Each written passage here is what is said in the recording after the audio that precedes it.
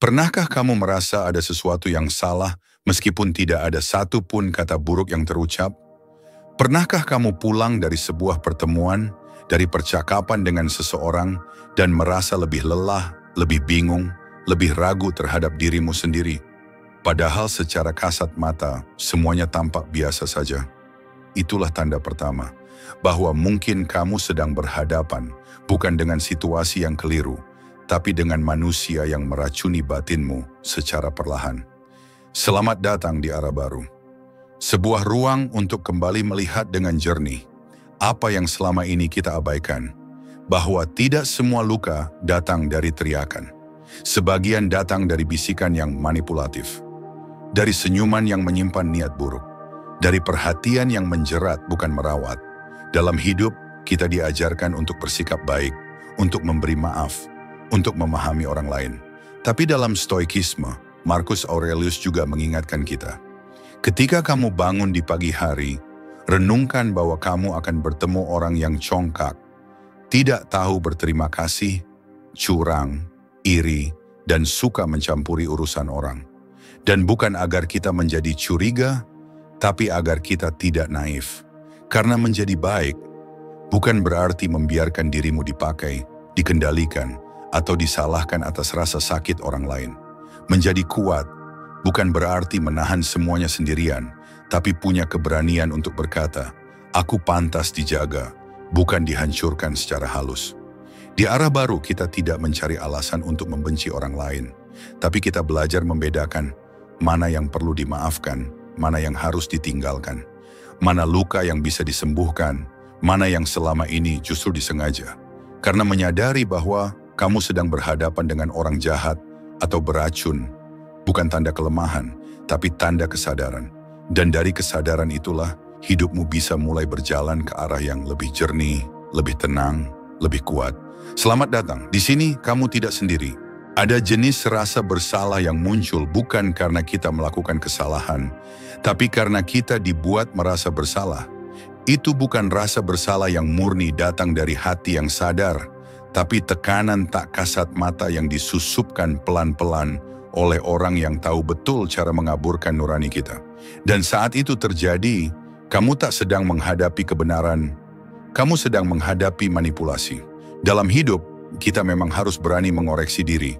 Tapi bila kamu hidup dalam relasi, baik itu pertemanan, keluarga, atau pasangan yang terus membuatmu bertanya, "Apa yang salah denganku?"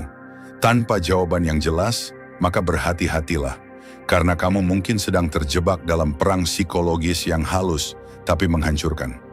Orang beracun tidak selalu berteriak, mereka tidak perlu marah, mereka hanya perlu diam di saat kamu butuh kejelasan. Mereka hanya perlu berkata, "Kamu terlalu sensitif," atau "Kamu mikirnya terlalu jauh." Dan seketika, kamu merasa salah. Mereka ahli menggeser beban. Saat kamu merasa sakit karena perlakuan mereka, justru kamu yang dituduh tidak kuat. Saat kamu menyampaikan keluhan dengan tenang, kamu dituduh tidak bersyukur. Lama-lama kamu mulai ragu dengan persepsimu sendiri. Inilah yang disebut gaslighting, membuat orang meragukan realitasnya sendiri. Dan dalam jangka panjang, efeknya jauh lebih mematikan dibanding kemarahan yang eksplisit. Karena perlahan-lahan kamu kehilangan kompas moral internal. Kamu mulai percaya bahwa kamu memang berlebihan, kamu memang susah dimengerti, kamu memang masalahnya. Padahal tidak. Dalam stoikisme, kita diajarkan untuk membedakan apa yang ada dalam kendali kita dan apa yang tidak. Ketika kamu mulai merasa bersalah atas hal-hal yang bukan tanggung jawabmu, perasaan orang lain, reaksi mereka, bahkan kesalahan yang mereka buat sendiri, kamu telah melewati batas kendali itu. Dan saat itu terjadi, kamu sedang digiring ke medan yang bukan milikmu. Marcus Aurelius pernah menulis, "Jangan biarkan pikiranmu dicemari oleh rasa sakit yang bukan milikmu." Tapi saat kita berhadapan dengan orang yang lihai menyuntikkan rasa bersalah, kita lupa memilah mana rasa bersalah yang sehat dan mana yang memang sengaja ditanamkan untuk melemahkan. Orang yang jahat tidak selalu memukul. Mereka bisa memeluk, lalu menusuk dari belakang. Mereka bisa memuji, lalu mencela ketika kamu percaya diri. Mereka bisa mendengarkan dengan manis, hanya untuk menyimpan informasi yang nanti akan dipakai untuk melukai. Dan saat kamu mulai merasa semua yang kamu lakukan salah, padahal kamu bahkan belum tahu kesalahanmu di mana, itu saatnya kamu harus bertanya ulang. Apakah ini suara nurani atau suara racun yang disamarkan jadi nasihat? Jangan biasakan dirimu berada dalam ruang yang mematikan suara jujur dari hatimu sendiri. Kamu berhak merasa tenang tanpa harus minta maaf atas keberadaanmu. Kamu berhak berkata, "Aku tidak salah, aku hanya tidak bisa dikendalikan." Dan itu bukan bentuk pemberontakan, itu bentuk pemulihan. Karena dalam hidup ini akan selalu ada dua jenis manusia, yang membuatmu bertumbuh dengan memberi ruang, dan yang membuatmu mengecil dengan menciptakan kabut rasa bersalah. Dan tugas kita adalah belajar mengenali keduanya, agar kita tahu siapa yang patut dipertahankan dan siapa yang hanya pantas kita lepaskan. Ada satu bentuk kelelahan yang tak banyak dibicarakan orang, keletihan karena terus menjadi tempat kembali. Bagi orang-orang yang tak pernah tinggal saat kamu membutuhkan. Mereka datang dengan cerita, dengan luka, dengan beban. Mereka menangis di bahumu, meminjam waktumu, menggenggam simpatimu. Lalu saat hidup mereka mulai tenang, mereka pergi. Bukan karena mereka tidak peduli, tapi karena mereka memang hanya butuh kamu saat rapuh, bukan saat bahagia. Dan disinilah kamu mulai merasa, apakah aku ini teman atau sekadar pelampiasan? Inilah tanda paling jelas bahwa kamu sedang berurusan dengan orang yang beracun secara halus. Mereka muncul hanya saat mereka butuh, tapi mereka menghilang saat kamu butuh seseorang. Dalam hubungan yang sehat, saling mendengarkan adalah hal yang wajar. Tapi dalam hubungan yang timpang, kamu hanya diberi peran, menjadi pendengar, menjadi penolong, menjadi penyelamat, tapi tidak pernah menjadi manusia. Mereka datang saat ingin ditenangkan, tapi tidak hadir saat kamu sendiri sedang butuh dipeluk dalam diam. Mereka ingin kamu mengerti mereka, tapi tidak pernah meluangkan waktu untuk benar-benar mengerti isi kepalamu. Lama-kelamaan kamu akan merasa kosong, meski dikelilingi banyak orang. Karena kedekatan tanpa keseimbangan akan berubah menjadi beban. Dan beban yang tak pernah dibagi, perlahan mengubahmu menjadi bayangan dari dirimu sendiri.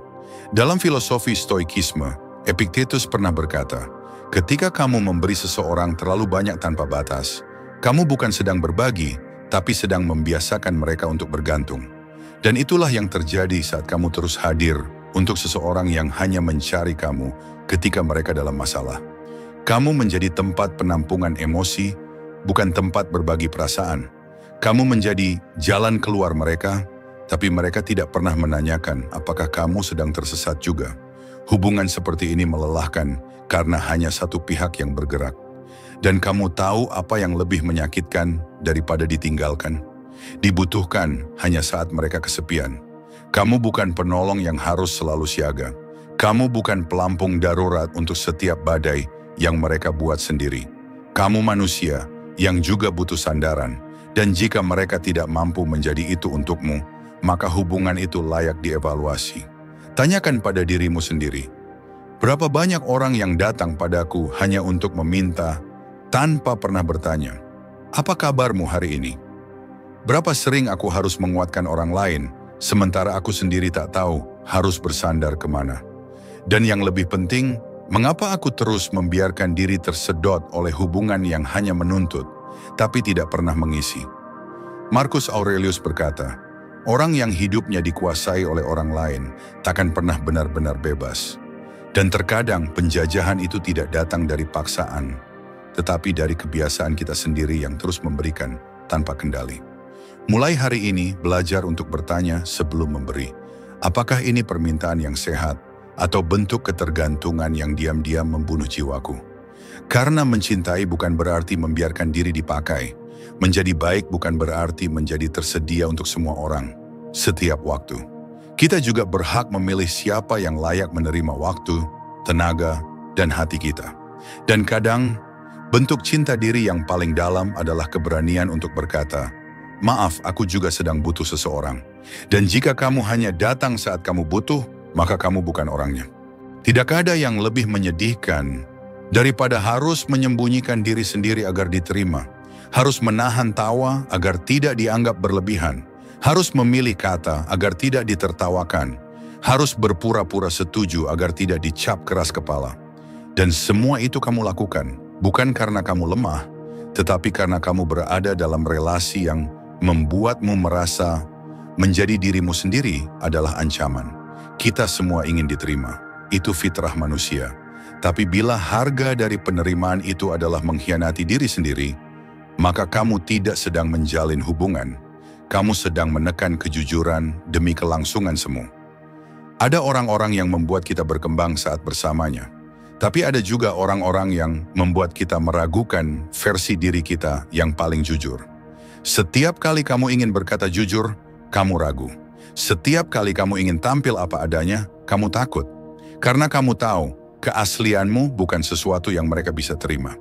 Dalam stoikisme, ada satu prinsip penting yang tak pernah berubah. Hidup selaras dengan kodrat kita. Dan kodrat kita sebagai manusia adalah berpikir, merasakan, dan menjadi diri sendiri dengan penuh integritas. Ketika kamu terus-menerus merasa harus menyensor ekspresimu, menyunting gayamu, menghapus spontanitasmu, itu adalah bentuk pengkhianatan terhadap logos, akal sehat yang diyakini para stoik sebagai inti dari jiwa manusia. Kamu bukan boneka yang harus diatur oleh selera orang lain. Kamu bukan bayangan dari ekspektasi mereka. Kamu manusia dengan warna, irama, dan cara bicara yang unik. Tetapi sayangnya, orang beracun tidak menyukai keberagaman itu. Bagi mereka, dirimu yang otentik adalah ancaman. Mereka ingin kamu cocok, bukan nyambung. Mereka ingin kamu tunduk, bukan tumbuh. Mereka ingin kamu diam, agar suara mereka terdengar paling nyaring. Lama-kelamaan, kamu akan merasa seperti aktor dalam hidup sendiri. Berakting agar tak ditinggalkan, berpura-pura agar tetap dianggap cukup. Dan saat topeng itu menempel terlalu lama, kamu bisa lupa wajahmu sendiri. Lantas, untuk apa bertahan dalam hubungan yang memaksa kita menyembunyikan diri? Untuk apa bersama orang yang hanya mencintai versimu yang dipoles, bukan dirimu yang nyata? Marcus Aurelius menulis, "A man must stand erect, not be kept erect by others." Manusia harus berdiri tegak karena dirinya sendiri, bukan bergantung pada pengakuan orang lain. Jika keberadaan seseorang membuatmu terus merendahkan volume suara hatimu, maka kamu tidak sedang mencintai. Kamu sedang dikondisikan untuk menyesuaikan. Dan itu bukan bentuk kasih, itu bentuk kendali. Hubungan sehat tidak membuat kita kehilangan identitas. Ia merangkul seluruh diri kita dengan segala keanehan, kebiasaan, dan pendirian kita. Bukan untuk diubah, tapi untuk dikenali, dipahami, dan diterima. Mulai hari ini, tanyakan pada dirimu sendiri, apakah aku merasa bebas menjadi diriku sendiri saat bersamanya? Ataukah aku sedang menyesuaikan diri hanya agar tidak ditolak? Jika jawabanmu lebih sering yang kedua, maka mungkin kamu tidak butuh memperbaiki hubungan itu. Mungkin kamu hanya perlu mengambil jarak agar bisa kembali mendengar suara jujur dari dalam dirimu yang selama ini dibungkam. Karena tidak ada kebahagiaan yang lahir dari kepura-puraan. Dan tidak ada damai yang bisa tumbuh dari hubungan yang menekan keaslian. Ada satu hal yang sering disalahartikan dalam hubungan, bahwa mencintai berarti selalu tersedia, bahwa peduli berarti tidak pernah berkata tidak, bahwa setia berarti sanggup menanggung apapun, meski sampai mengorbankan diri sendiri. Dan dengan keyakinan yang keliru itulah kita sering merasa bersalah, hanya karena ingin menjaga diri, bersalah karena menolak ajakan, bersalah karena memilih istirahat, bahkan bersalah karena berkata, "Aku butuh waktu sendiri." Ini bukan rasa bersalah yang muncul dari kesalahan. Ini adalah rasa bersalah yang ditanamkan oleh orang yang tidak menghormati batasmu. Mereka tidak marah terang-terangan. Mereka hanya menunjukkan sikap pasif-agresif, membuatmu merasa seperti telah mengecewakan mereka. Mereka membuatmu berpikir bahwa kamu egois, padahal kamu hanya sedang belajar melindungi ruang pribadimu yang selama ini sering diabaikan. Inilah bentuk manipulasi yang paling halus, membuatmu merasa berdosa, padahal kamu hanya sedang menempatkan dirimu pada posisi yang sehat. Dalam stoikisme, menjaga batasan bukanlah bentuk pertahanan, itu adalah bentuk penghormatan terhadap kodrat kita sebagai makhluk rasional. Karena manusia yang bijak, menurut Epictetus, adalah manusia yang tahu apa yang layak ia terima, dan apa yang tidak seharusnya ia biarkan masuk ke dalam jiwanya. Tapi orang beracun tak akan pernah suka pada batasan. Bagi mereka, batasan adalah ancaman. Karena selama ini mereka terbiasa mengambil ruang tanpa izin, memasuki batinmu tanpa etika, mengatur waktumu tanpa pertimbangan. Dan ketika kamu mulai berkata cukup, mereka menyebutmu berubah. Mereka menyudutkanmu dengan kalimat manipulatif seperti, kamu nggak seperti dulu, atau kamu jadi nggak peduli sekarang. Padahal batasan bukanlah penolakan. Batasan adalah penjaga agar hubungan tetap sehat.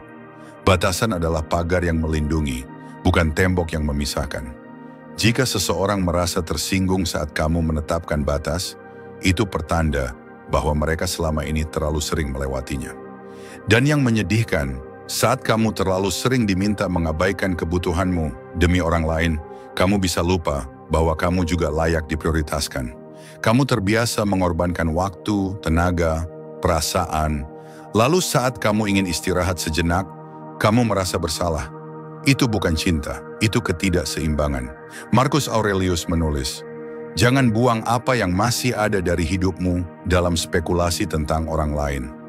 Sebaliknya, fokuslah dengan bagaimana kamu bisa menjadi versi terbaik dari dirimu sendiri.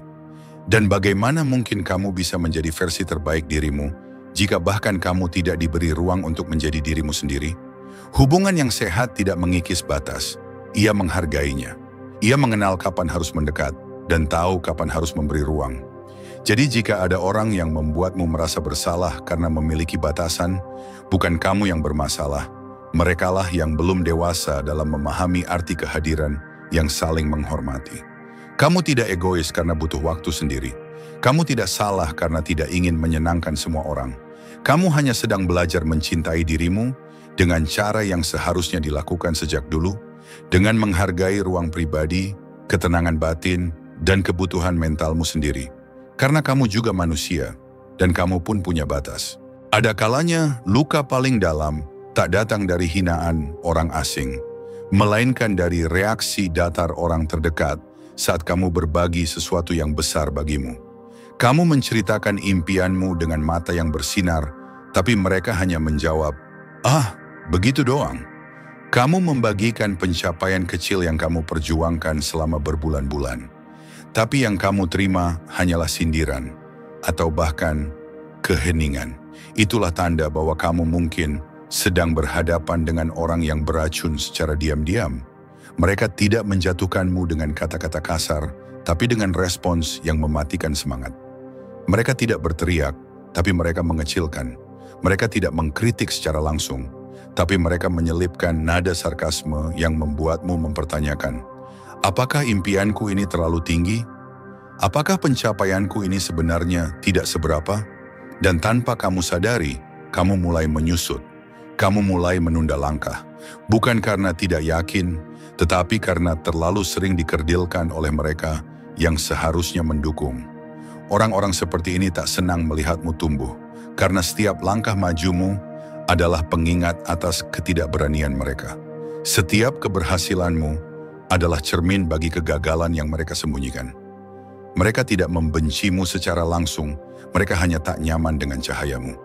Dan dalam banyak kasus, mereka menyamarkannya dengan kalimat realistis seperti, jangan terlalu berharap, jangan mimpi ketinggian, main aman saja, ngapain susah-susah.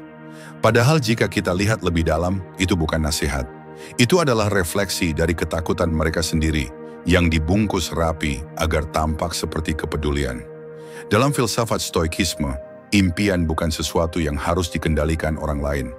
Kita tak boleh meletakkan harapan pada pujian eksternal, karena seperti kata Marcus Aurelius, "It is not the man who has too little, but the man who craves more, who is poor." Dan mereka yang mengerdilkan impian orang lain, sejatinya adalah orang yang tak pernah merasa cukup dengan dirinya sendiri.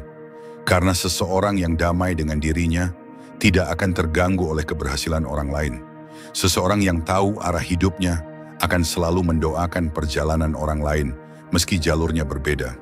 Jadi jika ada seseorang yang terus mengecilkan apa yang kamu impikan, apa yang kamu bangun, apa yang kamu perjuangkan, itu bukan cerminan tentang kamu. Itu adalah gambaran tentang bagaimana terbatasnya pandangan mereka terhadap dunia dan terhadap diri mereka sendiri. Kamu tidak perlu minta izin untuk bermimpi. Kamu tidak perlu persetujuan mereka untuk bergerak.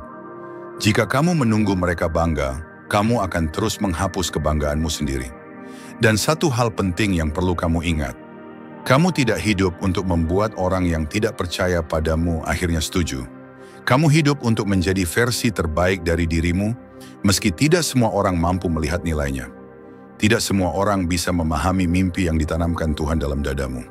Karena itu ditanamkan di hatimu, bukan di hati mereka. Jadi ketika kamu merasa kecil setiap kali bersama seseorang, ketika impianmu terus dianggap mimpi kosong, ketika pencapaianmu selalu dikecilkan, mungkin sudah waktunya kamu bertanya, apakah aku berada dalam lingkungan yang menumbuhkan atau yang membatasi? Dan jika jawabannya adalah yang kedua, maka kepergianmu dari mereka bukan bentuk pengkhianatan, tapi bentuk penghormatan terhadap dirimu sendiri. Di dunia ini, tidak semua racun datang dengan amarah. Tidak semua luka berasal dari bentakan. Ada luka yang ditanam dengan pelan-pelan lewat kata-kata yang terdengar manis, tapi bermata dua. Dan itulah yang dilakukan oleh mereka yang paling berbahaya. Bukan yang menyerang secara terang-terangan, tetapi mereka yang mengadu domba lalu berdiri di tengah seolah tak terlibat apa-apa. Mereka tidak menghasut secara vulgar. Mereka hanya bertanya dengan nada netral. Kamu nggak keberatan si A ngomong gitu soal kamu? Lalu beberapa hari kemudian, mereka pergi ke orang lain dan berkata, padahal aku udah coba bela kamu, tapi ya kamu tahu sendiri si B gimana. Begitu caranya. Mereka tidak menyulut api, mereka hanya meletakkan kayu bakar. Lalu duduk tenang ketika semuanya mulai terbakar.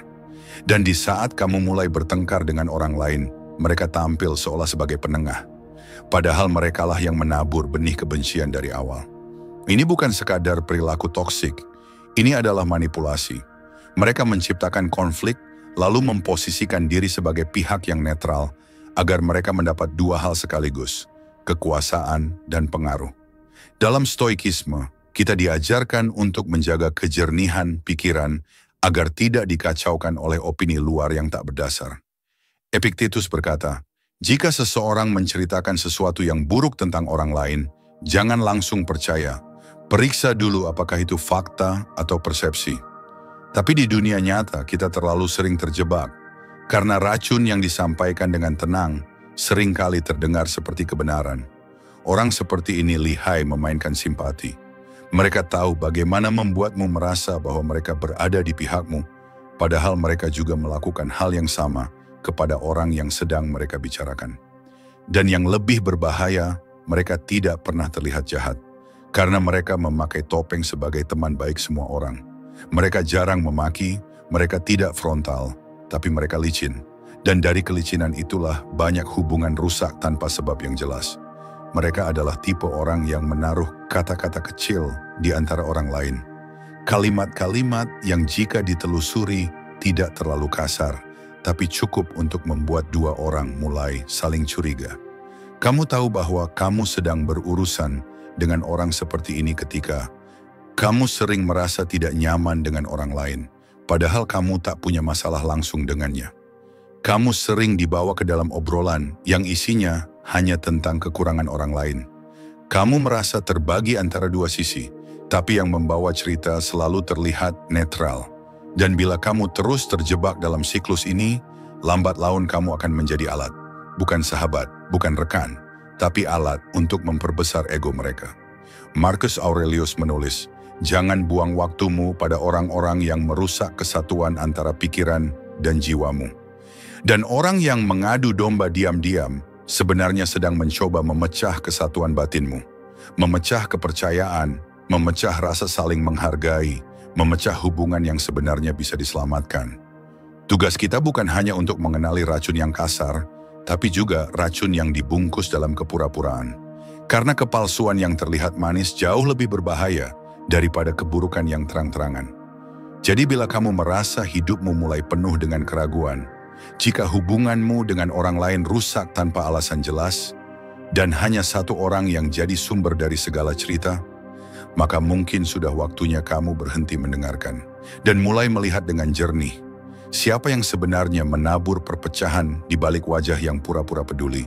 Berhati-hatilah pada mereka yang selalu menyampaikan cerita, tapi tak pernah hadir saat kamu butuh klarifikasi.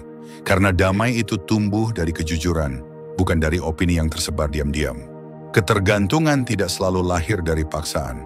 Kadang ia tumbuh pelan-pelan, dibungkus perhatian yang tampaknya tulus, dibalut perhatian yang kamu kira cinta, hingga suatu hari kamu sadar, kamu tidak bisa tenang tanpa mereka. Dan itulah yang berbahaya.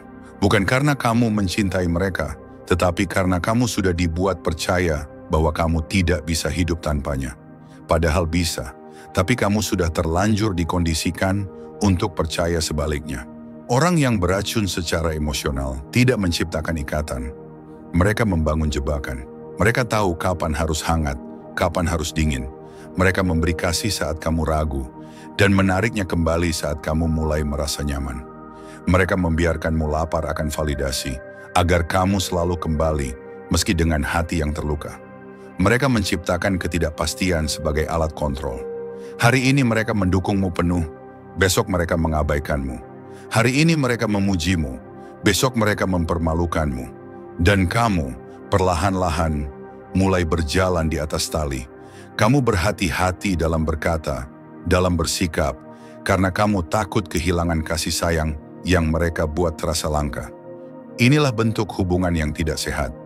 Bukan karena kamu tidak dicintai, tapi karena cinta itu dijadikan alat kontrol. Mereka tidak hadir untukmu. Mereka hadir untuk memastikan bahwa kamu tidak pernah bisa jauh dari mereka. Stoikisme mengajarkan kita untuk tidak menggantungkan ketenangan jiwa pada sesuatu yang di luar kendali kita. Karena setiap kali kita menyerahkan kebahagiaan dan rasa aman kepada orang lain, kita meletakkan hidup kita di tangan yang belum tentu bisa dipercaya. Epictetus berkata, jika kamu menginginkan sesuatu dari orang lain, maka kamu menjadi budaknya.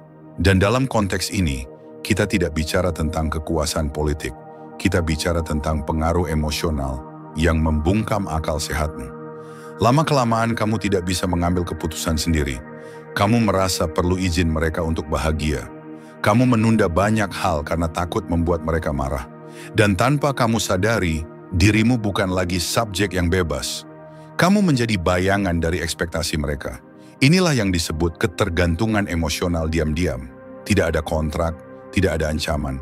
Tapi kamu merasa bersalah bila ingin menjauh. Kamu merasa jahat bila ingin mengambil jarak. Karena mereka sudah menanam rasa, tanpa aku kamu tidak akan baik-baik saja. Dan yang lebih menyakitkan, kamu mulai percaya. Tapi hari ini, mari kita luruskan. Kamu bisa baik-baik saja tanpanya. Kamu boleh membangun batas. Dan kamu berhak menciptakan ketenangan meski tanpa kehadiran orang yang selama ini membuatmu merasa bergantung. Cinta sejati tidak menjadikanmu lemah. Ia membebaskan. Ia tidak menciptakan kecemasan, tetapi kelegaan. Jika ada seseorang yang membuatmu merasa bersalah setiap kali kamu mencoba berdiri sendiri, jika ada seseorang yang membuatmu merasa tidak utuh tanpa mereka, padahal mereka tak pernah benar-benar menjaga hatimu, maka itu bukan cinta. Itu strategi. Mereka ingin kamu bertahan. Bukan karena mereka takut kehilanganmu, tapi karena mereka takut kehilangan kendali atas dirimu. Dalam hidup ini, belajar lepas bukanlah bentuk pengkhianatan. Itu bentuk kemerdekaan. Dan jika kamu ingin kembali pada arah yang sejati, maka kamu harus mulai berdiri sendiri, mengandalkan akal sehatmu, menemukan kedamaianmu, bukan dari pelukan orang lain, tapi dari ketenangan yang kamu bangun sendiri.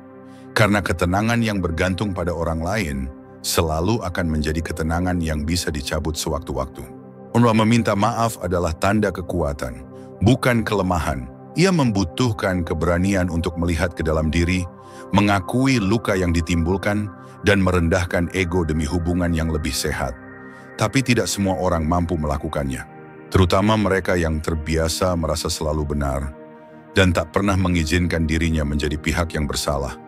Mereka bukan tidak tahu bahwa mereka menyakitimu. Mereka tahu, mereka hanya enggan mengakuinya, karena dalam kamus mereka, meminta maaf adalah kehilangan kekuasaan. Dan disinilah letak racunnya. Ketika kamu menyampaikan perasaanmu, mereka tidak mendengarkan. Mereka bertahan.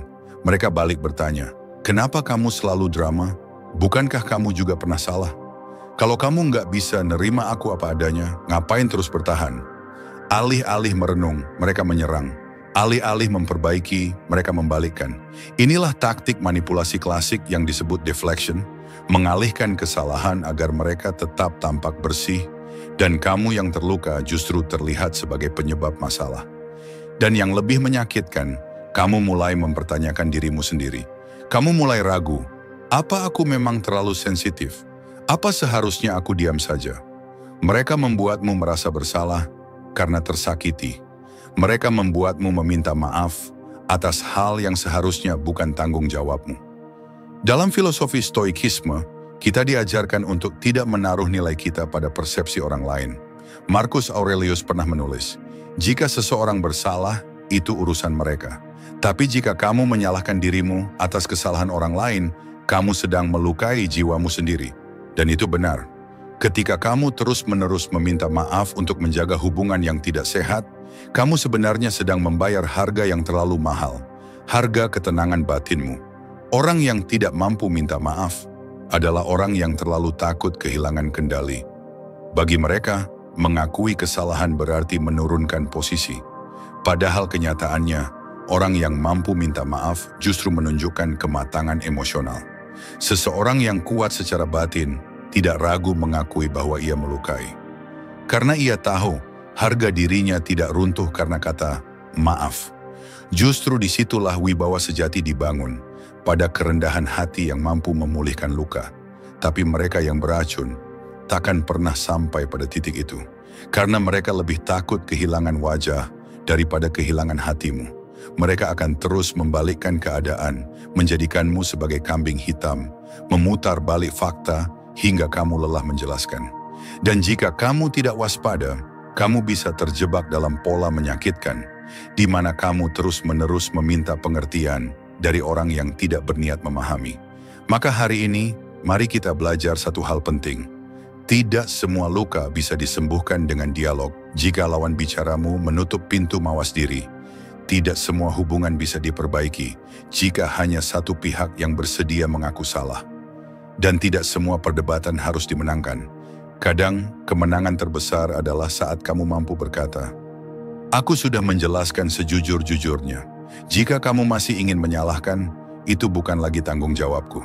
Karena pada akhirnya, mempertahankan harga diri jauh lebih penting daripada mempertahankan hubungan yang tak pernah memberikan rasa dihargai.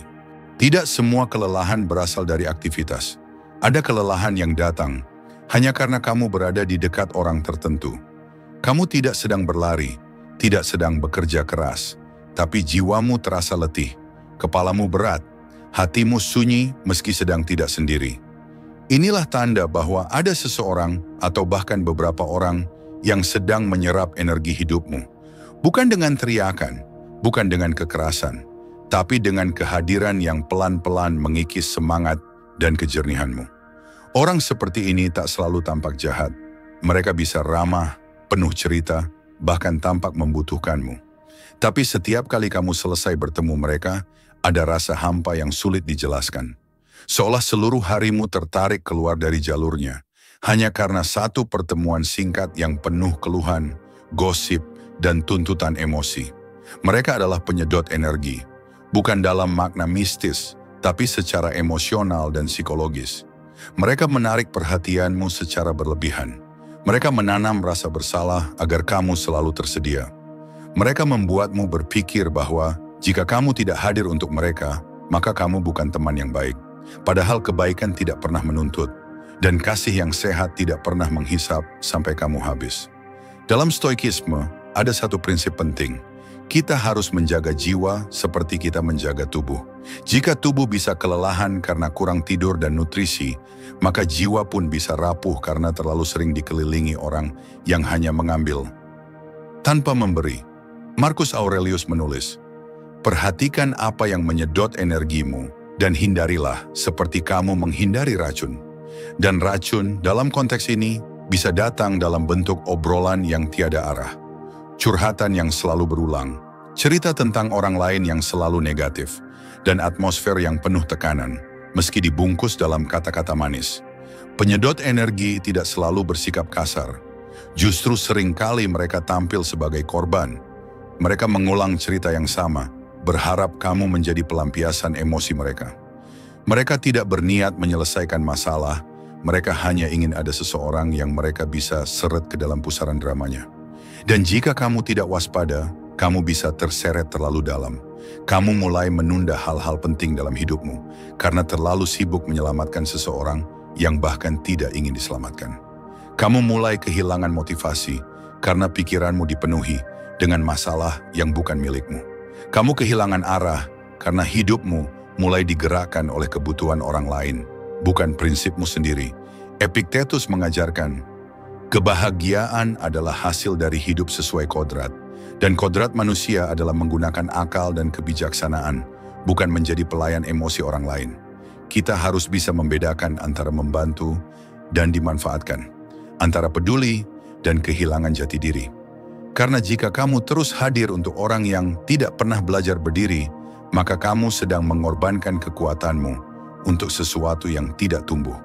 Dan satu hal yang harus kamu ingat, kehadiranmu berharga, tenagamu punya batas, jiwamu bukan sumur yang bisa ditimba tanpa henti. Kamu berhak memilih, berhak mundur dari pembicaraan yang tak sehat, berhak berkata, aku juga sedang lelah, berhak menjaga jarak tanpa merasa bersalah. Karena kamu tidak dilahirkan untuk menjadi pengganti terapi bagi orang yang enggan menyembuhkan dirinya sendiri. Jadi, bila kamu merasa makin lama makin kehilangan semangat, jika setiap kali bertemu seseorang kamu merasa terkuras dan kosong, maka berhentilah sejenak. Tanyakan pada dirimu, apakah aku memberi dari cinta atau karena terpaksa? Apakah aku bertahan karena peduli atau karena takut ditinggalkan? Dan jika jawabanmu mengarah pada kelelahan yang tak pernah selesai, maka mungkin sudah waktunya kamu belajar berkata, aku juga pantas diperhatikan, bukan hanya menjadi tempat pelampiasan. Karena menjaga dirimu sendiri bukanlah keegoisan, itu adalah kewajiban pertama agar kamu bisa tetap waras di dunia yang penuh tekanan ini. Kebahagiaan adalah sesuatu yang seharusnya bisa dibagi. Seperti cahaya lilin yang menyalakan lilin lain tanpa pernah kehilangan terangnya. Tapi anehnya, saat kamu membagikan kabar baikmu, saat kamu menceritakan pencapaianmu, atau sekadar kebahagiaan kecil dari hal-hal sederhana yang kamu alami, respon mereka selalu dingin, atau malah menyelipkan komentar yang meragukan. Bagus sih, tapi jangan senang dulu. Wah, akhirnya ya, meski telat juga sih. Cuma segitu aja, aku kira lebih besar. Inilah tanda paling halus dari ketidaktulusan. Bukan permusuhan terbuka, tapi ketidakmampuan mereka untuk benar-benar bahagia atas kebahagiaanmu. Orang beracun tidak hanya menunjukkan rasa iri secara frontal. Seringkali mereka tampil biasa saja. Tidak marah, tidak memuji, hanya datar dan cukup untuk membuatmu bertanya, apakah kebahagiaan ini layak untuk dirayakan? Mereka tidak menyerang, tapi juga tidak mendukung. Mereka tidak menghina, tapi juga tidak mengakui. Dan itulah yang paling menyakitkan. Ketika kamu mengharapkan pelukan, tapi hanya diberi anggukan kosong. Ketika kamu ingin berbagi tawa, tapi hanya disambut wajah yang tak menunjukkan apapun. Lambat laun, kamu mulai ragu untuk bercerita. Kamu mulai menyimpan kabar baikmu sendiri. Bukan karena tidak ada yang layak mendengar, tapi karena kamu lelah dihadapkan pada ketidaktulusan yang menyamar sebagai netralitas. Dalam filosofi stoikisme, kita tidak diajarkan untuk menggantungkan kebahagiaan pada pengakuan orang lain. Kita belajar bahwa eudaimonia, kebahagiaan sejati, datang dari keharmonisan batin, bukan dari pujian eksternal. Namun sebagai manusia, kita tetap membutuhkan dukungan sosial yang sehat. Kita butuh berada di antara mereka yang bisa berkata, aku ikut senang untukmu dengan ketulusan tanpa rasa iri, tanpa ingin bersaing diam-diam. Marcus Aurelius menulis, perhatikan siapa yang bersuka cita atas keberhasilan orang lain. Disitulah terdapat orang-orang bijak yang patut engkau dekati. Maka jika orang-orang di sekitarmu tidak bisa merayakan kebahagiaanmu, jangan buru-buru menyalahkan dirimu sendiri. Itu bukan salahmu karena bahagia. Itu masalah mereka yang tidak tahu bagaimana cara bersyukur atas hidupnya sendiri. Karena orang yang penuh dengan rasa syukur tidak akan pernah merasa terganggu oleh kabar baik orang lain. Sebaliknya, mereka akan merasa disegarkan karena keberhasilan orang lain adalah bukti bahwa hidup ini masih penuh kemungkinan. Tapi mereka yang tenggelam dalam cemburu selalu merasa bahwa kebahagiaan orang lain adalah pengingat atas kekosongan dalam diri mereka. Dan kamu bukan penanggung jawab atas rasa iri yang mereka pelihara. Kamu tidak berkewajiban untuk mengecilkan kebahagiaanmu demi kenyamanan orang lain. Kamu tidak perlu menyembunyikan senyummu hanya karena orang lain sedang tidak punya alasan untuk tersenyum. Tugasmu adalah merayakan hidupmu dengan atau tanpa sorak-sorai dari mereka. Tugasmu adalah tetap bersinar meski ada yang menatapmu dengan bayangan di matanya. Dan kalau kamu bertanya, apakah kamu berhak menyaring siapa yang kamu beri kabar baik? Jawabannya, iya, berhak, karena tidak semua telinga siap mendengar keberhasilan dengan hati yang bersih, dan tidak semua orang mampu bersuka cita tanpa ada maksud terselubung. Mulai sekarang, berbagilah dengan mereka yang bisa ikut bersinar bersamamu, yang senyumnya datang dari hati, yang pelukannya tidak berbau kompetisi, yang kehadirannya justru memperkuat keyakinanmu akan hidup yang indah. Karena hidup terlalu singkat untuk terus menjelaskan kenapa kamu bahagia. Tidak semua penghambat datang dengan wajah garang. Tidak semua yang membuatmu terhenti terlihat seperti musuh. Kadang, penghalang terbesar dalam pertumbuhanmu adalah mereka yang paling sering bilang, "Aku cuma mau kamu nggak kecewa." Yang tersenyum tapi menahan langkahmu. Yang mengatasnamakan peduli tapi membuatmu ragu untuk maju. Mereka tidak melarang secara langsung. Tidak melarangmu belajar, bekerja, berkarya, berkembang. Tapi mereka menyusupkan keraguan kecil dalam setiap keputusanmu. Yakin kamu sanggup? Kalau gagal, gimana? Ngapain sih repot-repot kayak gitu? Nikmati aja hidup. Kedengarannya netral, bahkan seperti perhatian. Tapi jika kamu cukup peka, kamu akan menyadari, kata-kata itu bukan untuk melindungimu, melainkan untuk mempertahankanmu di tempat yang nyaman bagi mereka. Karena saat kamu tumbuh, kamu mulai melihat dunia dengan cara yang berbeda, dan itu membuat mereka takut kehilangan kontrol.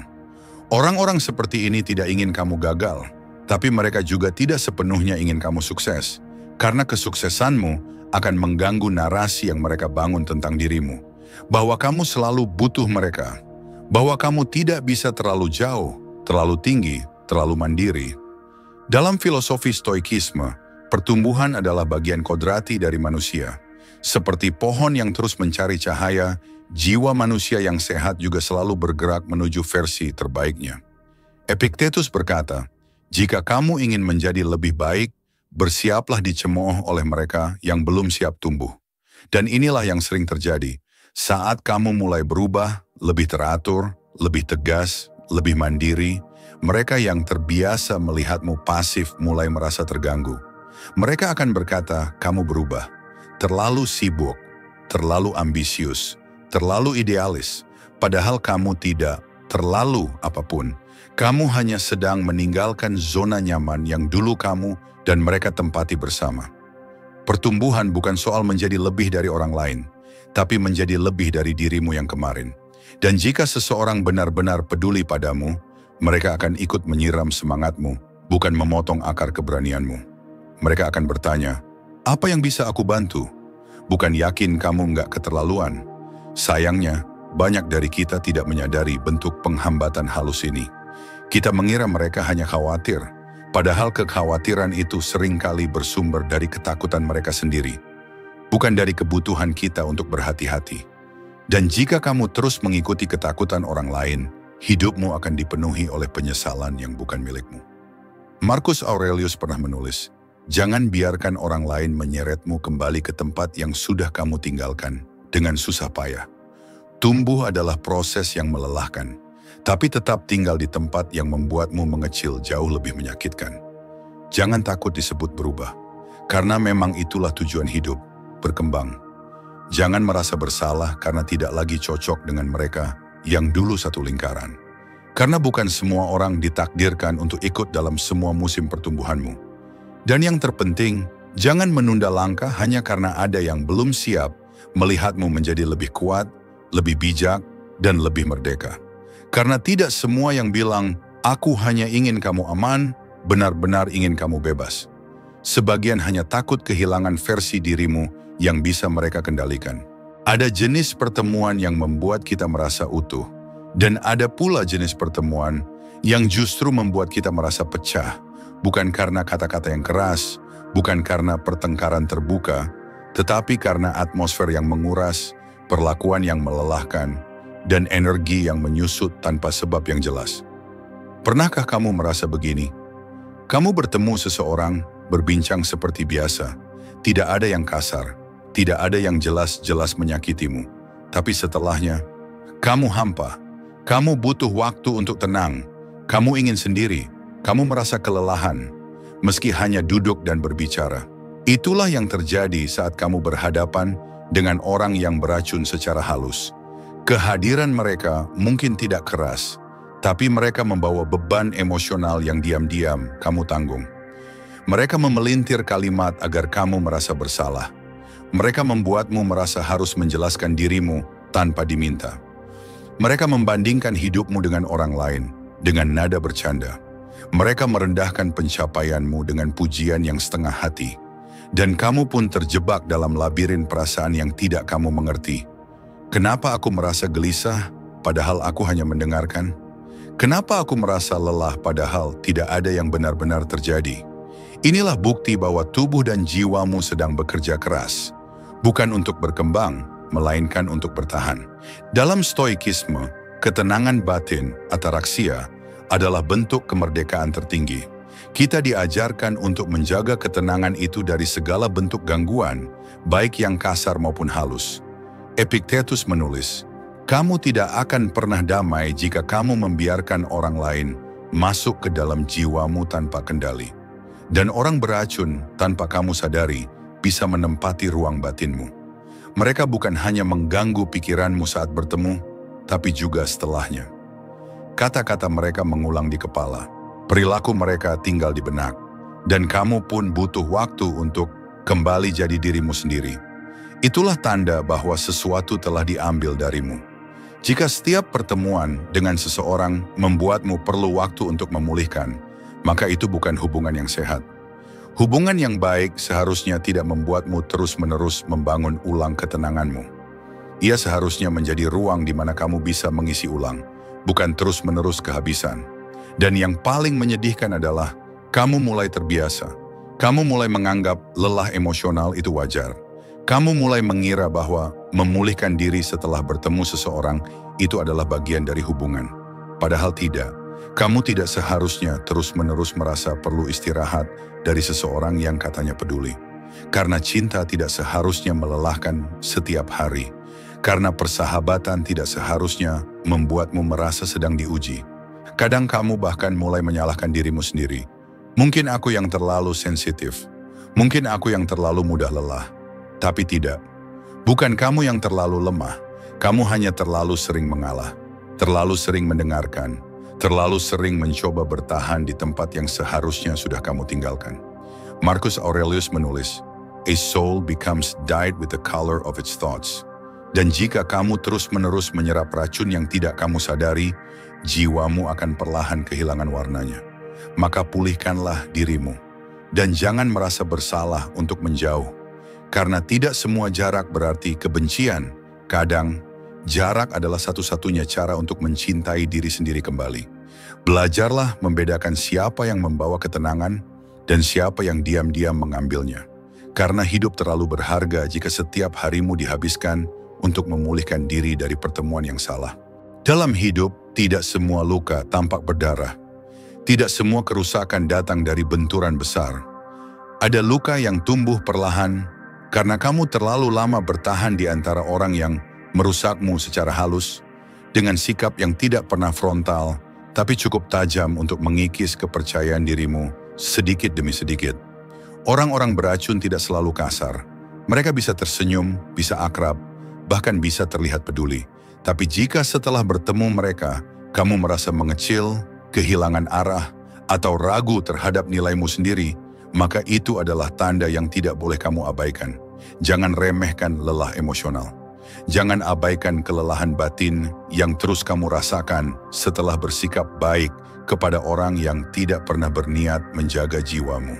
Karena memulihkan diri dari hubungan yang merusak jauh lebih berat daripada menata ulang langkah dari awal. Kamu berhak tenang, kamu berhak memilih hubungan yang membangun, bukan mengikis. Dan kamu berhak untuk meninggalkan apapun yang membuatmu jauh dari dirimu sendiri. Jika kamu merasa cerita ini menyentuh sesuatu dalam hatimu, jika kamu merasa ada yang berubah dalam cara pandangmu terhadap hubungan, maka kamu sudah melangkah menuju sebuah arah yang baru. Disinilah kami hadir. Channel Arah Baru bukan sekadar ruang dengar, tapi ruang sadar. Tempat di mana kamu boleh rehat, boleh berpikir ulang, dan boleh menjadi manusia yang ingin hidup lebih tenang. Meski dunia di luar terus memaksa kita berlari. Klik subscribe, nyalakan notifikasi, dan temani kami dalam perjalanan menemukan kembali kendali atas hidup melalui sudut pandang yang jernih, tenang, dan berani. Karena hidup akan jauh lebih ringan saat kita berjalan dalam arah yang benar, dalam arah baru.